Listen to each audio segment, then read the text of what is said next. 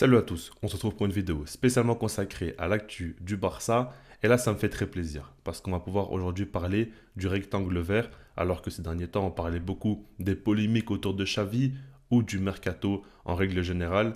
Mais évidemment que parler du jeu, c'est ce qui m'intéresse le plus, c'est l'essence même de ce sport. Alors, déjà par rapport au match Barça-Real 3-0, ça a fait beaucoup parler. Beaucoup de gens sont très excités. Et d'ailleurs, c'est ce qui me dérange toujours dans cette communauté du Barça, c'est qu'on est souvent dans les extrêmes. Que ce soit positif ou négatif, on voit à chaque fois les mêmes discours. Des gens dire que le Barça est la meilleure équipe au monde, et dès que ça va un peu moins bien, que c'est la pire équipe au monde, il n'y a pas beaucoup de juste milieu. Et ça, c'est vrai que c'est problématique, évidemment. Toujours, je dis qu'il faut prendre du recul, qu'il faut pas non plus trop mettre ses émotions en avant. Je pense que la communauté Barça, c'est une communauté où on est très engagé. On aime énormément le club et j'en fais partie, hein. Croyez-moi, devant les matchs, moi je suis comme un fou, j'arrête pas d'hurler. Dès qu'il y a un but, je suis en folie, que ce soit pré-saison, match amical, que ce soit Liga, Coupe du Roi, tout ce que vous voulez. Moi je suis toujours en folie devant le Barça. Mais quand je prends la parole, j'essaie quand même d'être assez mesuré, d'être honnête et de prendre du recul. Ce qu'il faut toujours faire. Et évidemment que c'est une très belle victoire. Maintenant, le score en soi, c'est pas vraiment la priorité. Évidemment que ça aurait pu être totalement différent. Ce que je retiens surtout, c'est par rapport au système, par rapport aux individualités, par rapport au fait que le Barça est sur une bonne continuité et qu'on voit quand même de la progression. Ça, c'est une très bonne chose. Et on va parler notamment de quelques petits points que je trouve importants. Alors déjà, par rapport à Fermín Lopez, évidemment, le lendemain, on pense encore tous à lui par rapport à son entrée fracassante, un but magnifique du pied gauche, il met une frappe exceptionnelle alors que c'est un droitier, et puis une passe D, un petit piqué somptueux pour Ferran Torres, c'est vraiment de l'art. Honnêtement, il fait une très belle entrée. Ce qu'il faut savoir par rapport à ce joueur-là, c'est qu'il était donc parti en prêt. Là, il est revenu, il s'est entraîné avec l'équipe A, il a impressionné Xavi, donc il a voulu lui donner un peu de temps de jeu. Il a joué face à Arsenal durant 20-25 minutes. Là, il a joué face au Real Madrid pendant à peu près une demi-heure. Et regardez ce qu'il fait directement, c'est très impressionnant. On a vu une déclaration du joueur où il dit tout simplement qu'il n'arrive pas à y croire, qu'il vit un rêve, qu'il a toujours énormément aimé ce club, il a toujours voulu réussir dans ce club, et que là, il a pu marquer un tel but face au Real Madrid, etc. Ça l'a vraiment émoustillé. Et par rapport au fait que même on a vu des images où quand Ferran Torres met le troisième but, il célèbre comme un dingue. Enfin, on sent qu'il vit le truc à fond. Même son père a fait une déclaration où il a dit que Fermin Lopez n'a pas su dormir de la nuit. Il n'arrêtait pas de parler du match et dire qu'il n'arrivait pas à y croire par rapport à ce qui s'est passé. Enfin, c'est beau. Honnêtement, c'est une très belle histoire. On sent qu'il est très heureux et que surtout, ce match-là va lui permettre d'obtenir plus de chances de montrer ses qualités. Et on parle déjà du fait que Xavi voudrait le mettre dans l'équipe A durant toute la saison. C'est une véritable possibilité parce que Pablo Torre est parti, parce qu'il y a de la place sur le banc, Kessié va certainement partir aussi.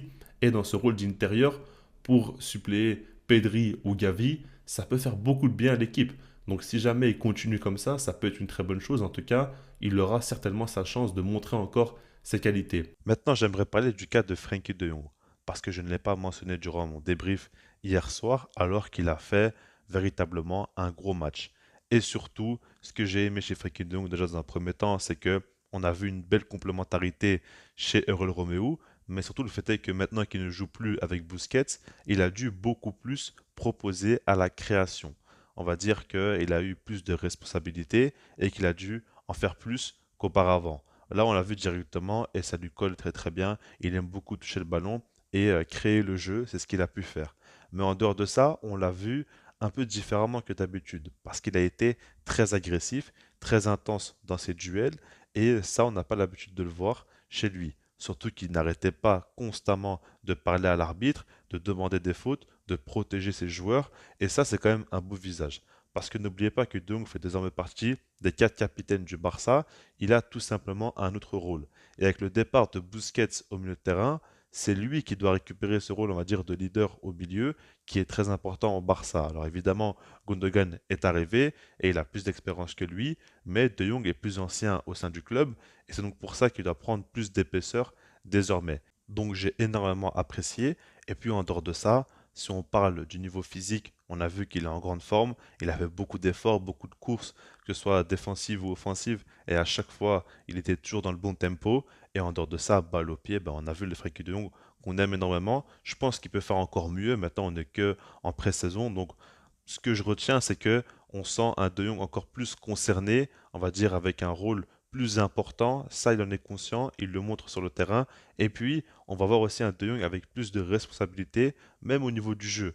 Donc ça me plaît énormément. Je pense que De Jong n'est pas du tout encore à son plein potentiel, qu'il peut aller beaucoup plus haut et qu'il nous a montré face au Real Madrid qu'il peut faire de très belles choses. Maintenant, j'aimerais terminer en parlant de Gundogan et Christensen parce qu'ils étaient sortis sur blessure et là on a eu quand même des informations par rapport à leur cas et c'est plutôt positif. On parle du fait est qu'il n'y a rien de grave, c'est pas des blessures vraiment problématiques et ils devraient quand même rater les deux prochains matchs normalement face à l'AC Milan et face à Tottenham. Faudra avoir, mais en tout cas l'idée de se dire que le Barça ne prendre aucun risque et ils veulent faire en sorte qu'ils arrivent quand même en bonne forme pour le début de saison. Ça, c'est quand même important de le prendre en compte. Alors, c'est quand même dommage parce qu'ils ne seront pas, on va dire, au top au niveau de leur rythme. Mais en tout cas, le Barça prend pas de risque, comme je vous l'ai dit. Maintenant, j'aimerais quand même que Xavi en profite pour faire jouer des jeunes joueurs. Déjà par rapport à Fermin Lopez, évidemment pour remplacer Gundogan. Vu ce qu'il a montré face au Real Madrid, il mérite sa chance. Et puis en défense, j'aimerais beaucoup voir Mikhail Faye parce que c'est un joueur dont on en parle beaucoup, qui a impressionné Xavi à l'entraînement. Donc pourquoi pas lui donner une opportunité de jouer avec l'équipe première en pré-saison. Pour moi, il n'y a pas vraiment de risque, évidemment, et ça peut que être positif pour lui. Donc, c'est ce que j'aimerais voir par la suite, et en tout cas, ça me ferait très plaisir. Donc voilà, je laisse là-dessus, et puis sinon, moi, je vous dis peace.